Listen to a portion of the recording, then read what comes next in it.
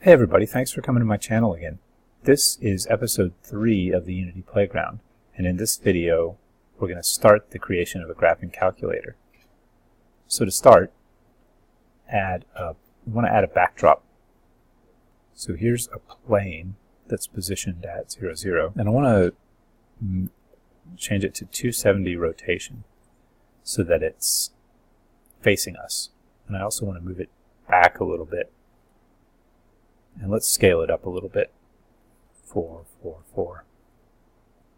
Move it back some more. Okay.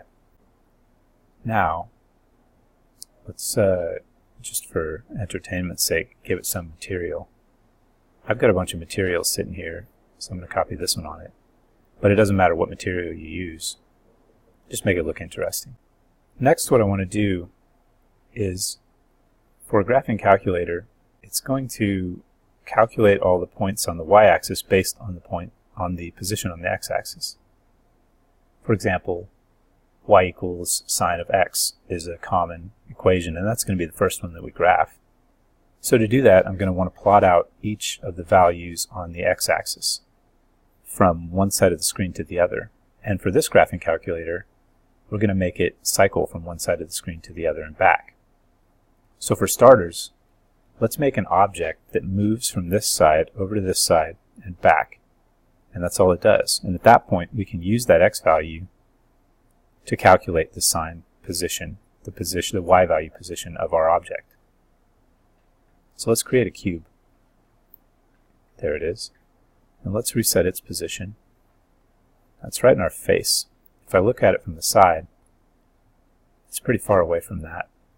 So if I move it back here, looks like that's about 15 back. Alright, and I'll switch back to the main view.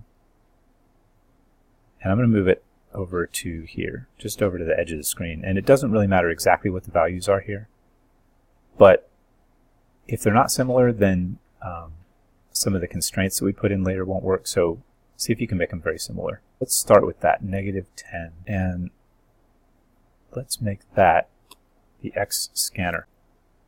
And let's go to our scripts directory and make a script. I already had one, so I'm going to delete that. C# script and call it XScanner. And then open it up. We're going to be moving an object across the screen, so we're going to need to get a hold of its transform. So let's start with that. Private transform T equals get component transform. Now let's calculate the current X value for this XScanner. So to do that, make a private float X value and set it equal to 0 off the bat. But in start, set the X value to the X value of our transform. And then in update, let's add something to the X value every time, like 0.01.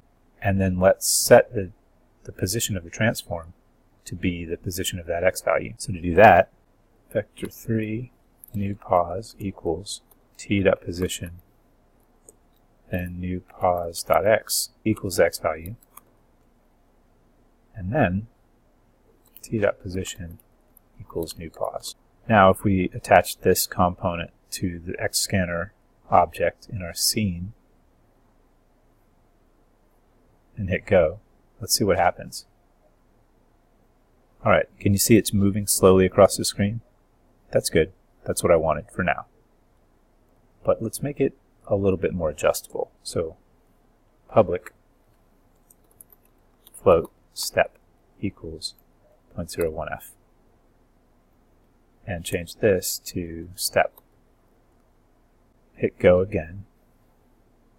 And the step's now available here. So now it's moving across the screen, but if we increase the step, it moves faster. That's nice, but now it just went off the side of the screen. And what we want this to do is to cycle back and forth.